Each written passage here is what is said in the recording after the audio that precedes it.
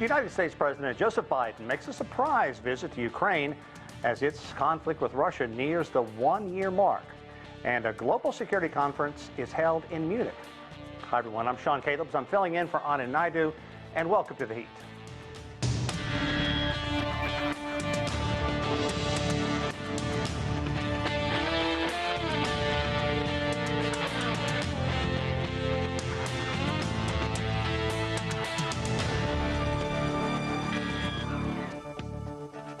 U.S. President Joe Biden met with the Ukrainian President Volodymyr Zelenskyy in Kyiv on Monday.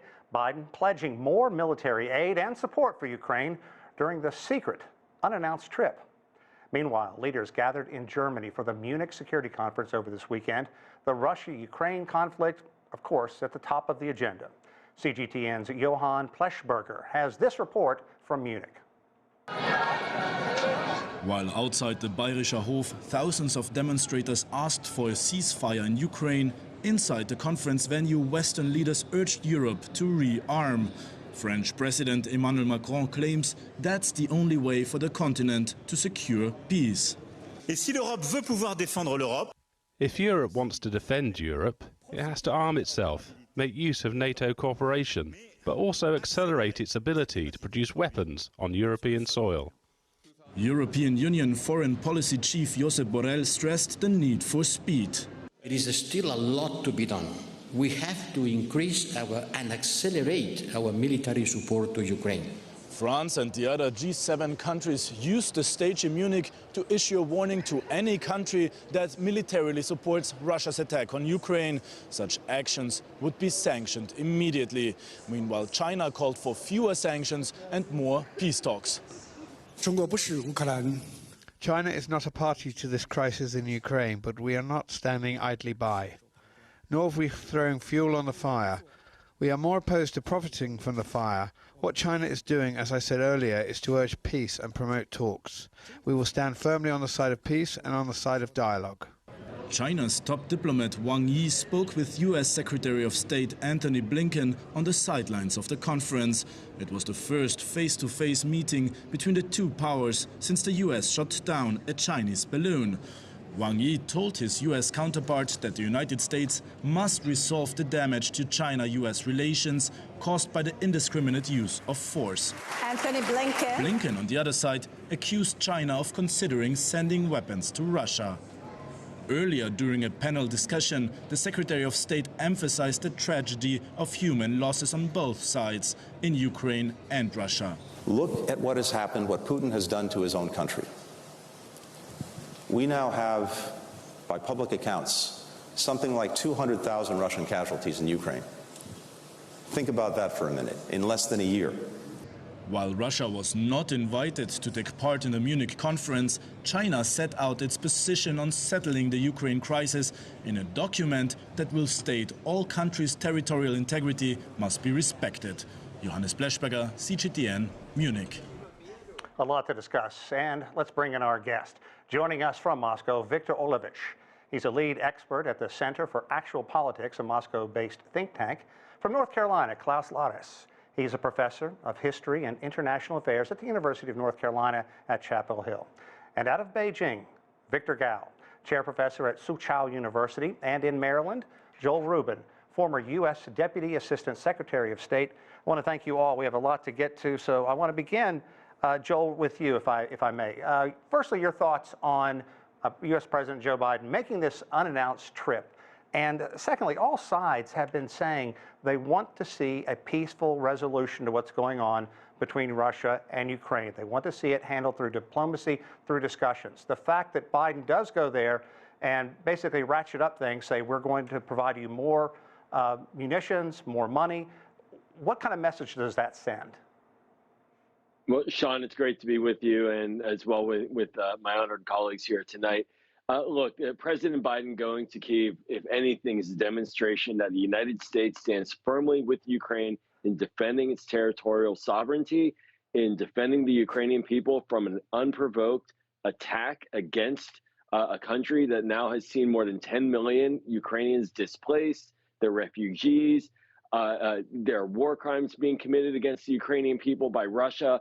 And so this was a demonstration of solidarity that the United States stands with Ukraine and for peace. And that's to your question. Really, there is no way that one can logically expect that if the United States and our allies were to stop arming Ukraine, that suddenly Vladimir Putin would stop and that there would be peace. No, Vladimir Putin would continue through the rest of Ukraine and likely into other countries that are NATO members, and we'd have a major problem. So we need to see peace, and that means Russia needs to stop right now and come legitimately to talk and negotiate, not to send cruise missiles into Kyiv, destroying critical infrastructure and energy and harming and killing civilians. This is on Russia, and that's why you see the resolve that you see President Biden displaying by going to Kyiv. Viktor Olevich, I want you to hear exactly what U.S. President Joe Biden said earlier. It's a very short comment, but listen to this. The cost that Ukraine has had to bear has been extraordinarily high, and the sacrifices have been far too great. They've been met, but they've been far too great. We mourn alongside the families of those who've been lost to the brutal and unjust war. We know that there'll be very difficult days and weeks and years ahead. But Russia's aim was to wipe Ukraine off the map. Putin's war of conquest is failing.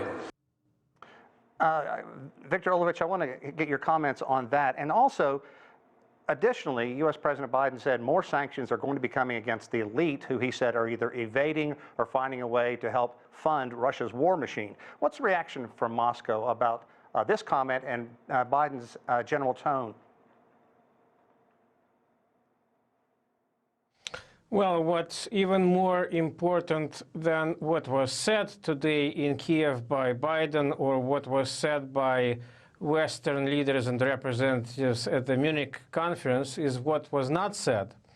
And what was not said or not proposed was any solutions to this crisis that would involve compromise.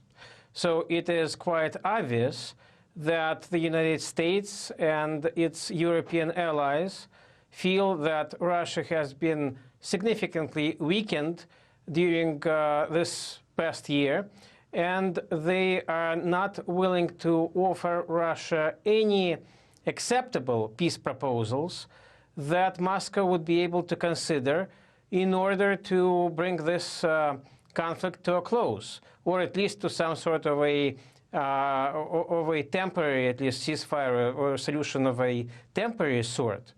And in this situation, Moscow essentially feels that it has no alternative than to continue fighting in Ukraine and to possibly escalate. And so we see that this conflict may continue for months and possibly years in the future. Because, for example, if we talk about possible borders at the end of this conflict, Ukraine's demand that Russia cede Crimea, that became part of Russia in 2014, and that is populated mostly by Russians who want to be a part of Russia, right. That proposal is completely off the table for Russia. Not only Putin, but probably anyone that replaces Putin at some point will not be able or will not want to do that, simply because not only the vast majority of the Russian population feels that Crimea is a part of Russia, but the vast majority of people in Crimea feel that Crimea is a part of Russia. So there have to be realistic proposals made by both sides. There have to be serious negotiations in order for this conflict to come to a close at some point in the future. Klaus, I want to bring you in because get your thoughts firstly on the fact what Victor just talked about, that this could go on years more. And secondly, the U.S. and the other allies aren't working toward a compromise. Your thoughts on where this is going and your take on U.S. President Biden, what he had to say, and the general tone from the Munich Security Conference? Biden's visit was a symbolic visit to show support to Ukraine from the Western allies. It was a visit which showed Western unity. It was a highly important visit.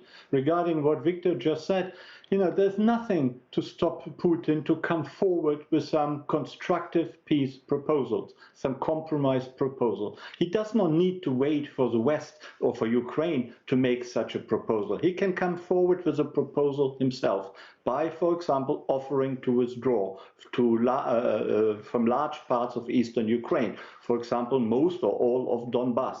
It is correct that Crimea is a special case, and I'm sure an intermediate solution could be found regarding Crimea.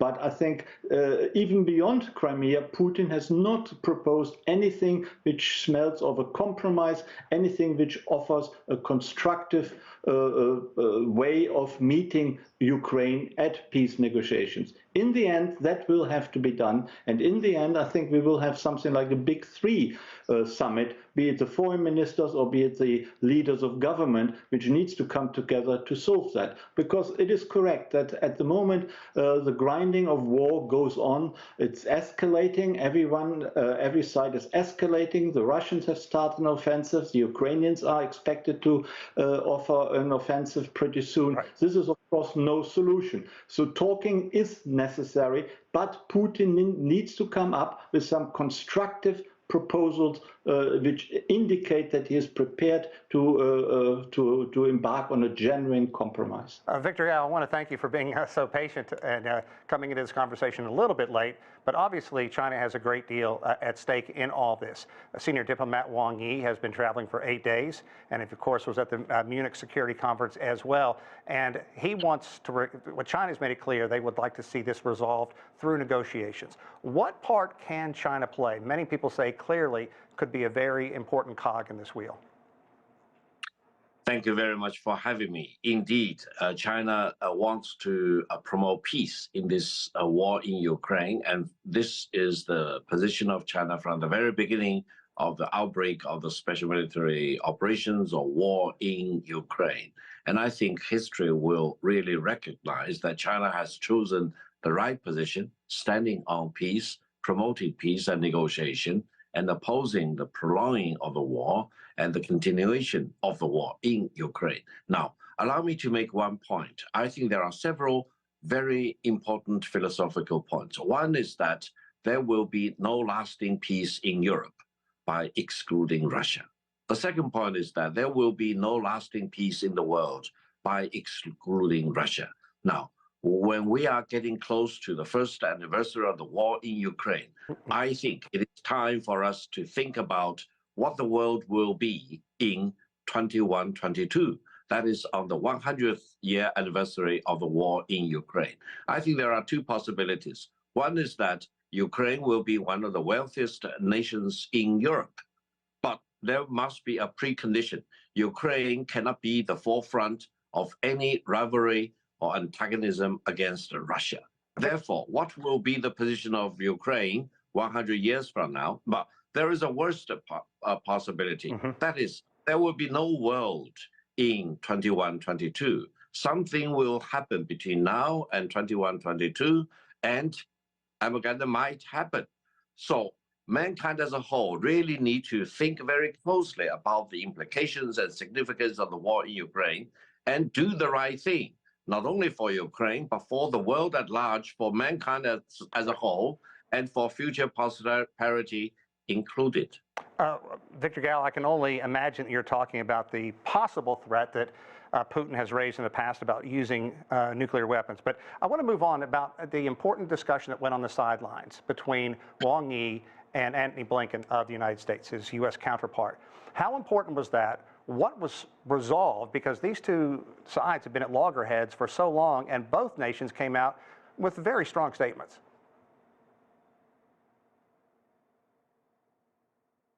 Viktor Gall?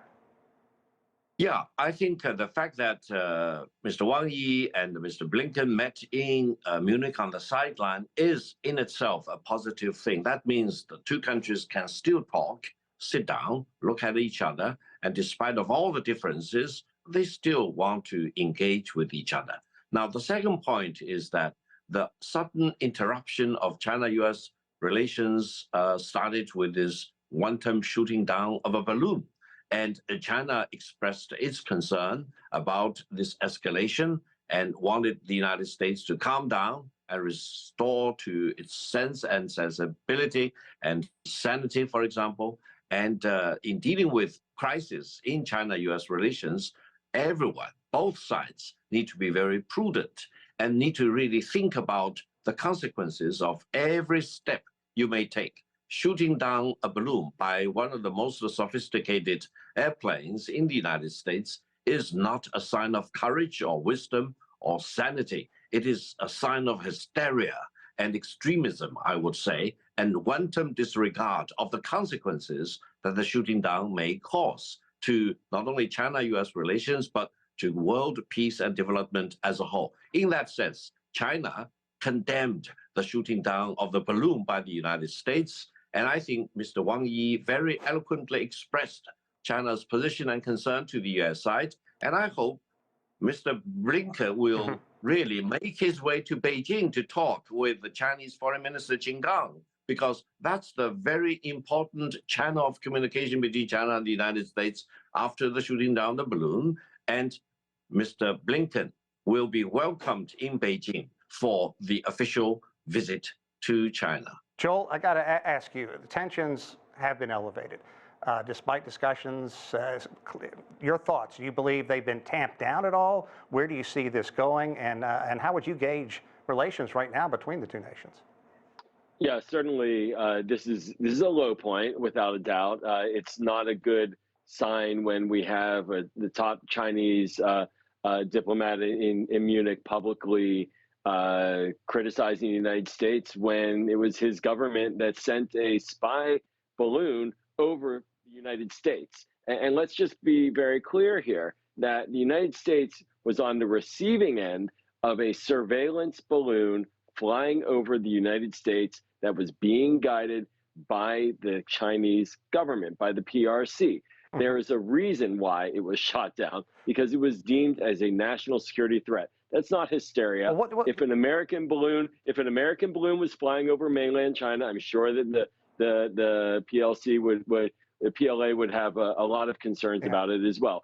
But that said, it's good, and I completely agree that the two leaders here, that Secretary Blinken and Wang Yi, they jousted a little in public. They had their meeting. This is what great power competition looks like. This is important. It's crucial to have dialogue and open lines of communication. I hope those reopen with the Defense Department as well, and that ultimately, as President Biden and President Xi try to set out a path of non-confrontation, I think, the idea is to steer back in that direction. Okay, but the balloon incident had to happen that way. Victor Gao, let's get one final answer on this balloon, then kind of leave it in our dust and focus on the Munich Security Conference. I want to get your reaction to what Joel just said. Well, I would say if there is a philosophical point out of this very unfortunate balloon incident, I think it is the following. First, the United States and China live in the same world. We share the same earth, and we actually share the same atmosphere. No country is beyond the reach of the other side.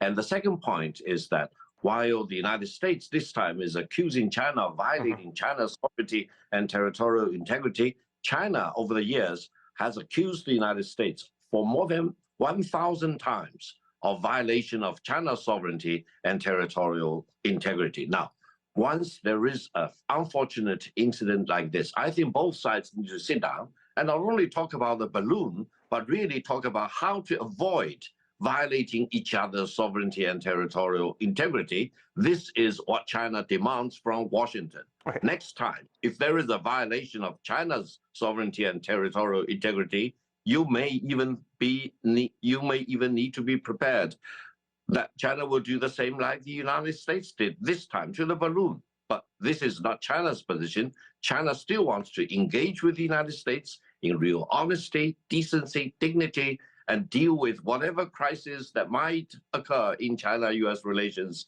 with very much of caution and prudence and consideration of fundamental interest of the future generations of mankind. Viktor Olevich, let's get back to Munich.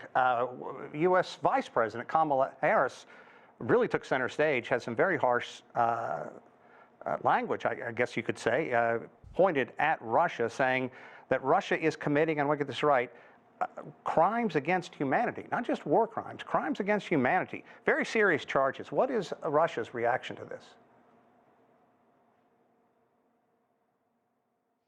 Well, Russia remembers very well what happened during the Vietnam War, for example. And American officials didn't particularly like talking about My Lai or other American war crimes in Southeast Asia at that time. They didn't like talking about how many Vietnamese civilians were raped, killed, tortured. As far as anyone can remember, not a single European country introduced economic or political sanctions against the United States for the war crimes that the American army committed in Vietnam. And when the American army, together with the British army, fought in Iraq in 2003, in a war that was not approved by the United Nations, not a single European country introduced economic or political sanctions against the United States. Not a single country sought the exclusion of American athletes from international sporting events. Is that a coincidence? Hardly. I hear where you're going with all that, but what do you say about the accusations? Do you believe they're true? There are accusations and counter-accusations. The Ukrainian side states that war crimes have been committed by Russia. Russia states that war crimes have been committed by the Ukrainian army or paramilitary forces. When a wide-ranging, large-scale military conflict takes place, unfortunately, there is a lot of room for human tragedy and violation of law. And this was true during the Vietnam War. This was true during the Iraq War. It was true during the Yugoslav wars. And unfortunately, the current conflict in Ukraine is a large-scale human tragedy. And the sooner it ends, the better. Now, just a couple words about the negotiating process. It was said a couple of minutes ago by a colleague that Russia itself should propose a peace plan. Well, during the first days and weeks of this conflict, there were negotiations between Russia and Ukraine, first in Belarus and then in Turkey, in Istanbul. However, it has been reported by Western news sources that the United States, that certain Western capitals opposed those talks and told the Ukrainian President Zelenskyy to stop those negotiations. Well, perhaps it's time to get back to those negotiations to make sure this conflict stops as soon as possible and this human tragedy ends. Joel, give me 1 minute response to that. Yeah, I really want to be clear here. There is only one set of civilians that is being murdered in this conflict, and those are the Ukrainian civilians. Russian civilians are not being attacked by the Ukrainian armed forces. They are defending their soil. And crimes against humanity are being committed against Ukrainian civilians by the Russian military and paramilitary, the Wagner Group, which is a despicable entity of conscripts from jails who are being sent to their death and committing war crimes. That's very clear. Any attempt to whitewash it is just lying to the people who are watching. And I do think also on diplomacy, a lot of diplomacy was tried with Russia before the invasion. Russia decided to invade. Diplomacy, they chose to invade. That was a choice, and this is what it looks like now. They're now seeing a response militarily to a unilateral, unprovoked invasion. Klaus, I'd like to bring you in because we heard President Zelenskyy say he wants to see the rest of the world act rather than talk. And French President Macron said that it is time, let me get this exact that if Europe wants to defend itself, it needs to arm itself. What can we expect from Europe as this moves forward, and does it need more proactive arming itself? Yes, if you listen to Chancellor Scholz's speech at the Munich Security Conference, he was quite frustrated that after Germany promised 14 Leopard tanks, no one else really has come forward to promise more or actually deliver these tanks to Ukraine. And I think Macron is right that the Western allies should not just make promises, but actually deliver ammunition, deliver tanks, deliver weapons to Ukraine. And the United States here is much more active, like Biden brought 500 million further military aid to Ukraine today when he visited. The United States is much more active than the Europeans. The Europeans are divided among themselves about how much aid they should deliver, when the war should be at an end, how peace negotiations can be started. But countries such as Germany, even Germany and France are running out of patience with that kind of hesitation. And maybe just a quick word what Victor said. When we look back to the Vietnam War, actually, there was lots of European criticism of the United States. That was a terrible war, and everyone criticized the United States. And it does not justify what Russia is doing right now. At this Munich Security Conference a year ago, lots of leaders tried to impress on Putin, please don't invade. It will be a terrible war. It will be terrible consequences. You know, really every effort was made just before the invasion, and Putin just ignored them. He actually said, oh, we have no intention to ignore. 2 days to invade. 2 days later, he invaded. This is not a man you can easily negotiate with. Trust has to be built up, and good proposals have to come from Putin. The ball is in the court of the aggressor. Okay, let me ask you, anyone else. Klaus, we have about 1 minute left, but you make a good point. If the ball is in Putin's court, why was Russia not invited to the Munich Security Conference? It's been going on 60 years, and it's always been a place where either the nations that simply don't get along have been able to come and air their grievances and discuss. Was it a lost opportunity not bringing Russia? Well, Ambassador Heusken, the organizer of the conference, feared slanging matches and propaganda offensives by the Russians. Personally, I think if the Russians had been invited, it wouldn't have done any harm whatsoever. But I don't think actually we would have gotten anything out of the Russians. You know, if the Russians had been there, if Lavrov had been there, and actually he was invited last year, and Lavrov didn't show up last year, so he probably wouldn't even have shown up today. But if he had shown up, what sort of result would we have had? Would he have been prepared to negotiate, to come up with some concrete proposals? Probably not. I think that is Putin who is in charge of that. Putin is bringing forward the war, and he could bring forward peace negotiations or peace proposals if he wanted to. But so far, Putin seems to be totally intransigent and really close to reason. And we are going to have to leave it there. I really want to thank our panel for having a very thoughtful, thought-provoking discussion, not stepping on each other. I certainly appreciate that. I'm Sean Calebs here in Washington, D.C. Thanks for watching another edition of The Heat.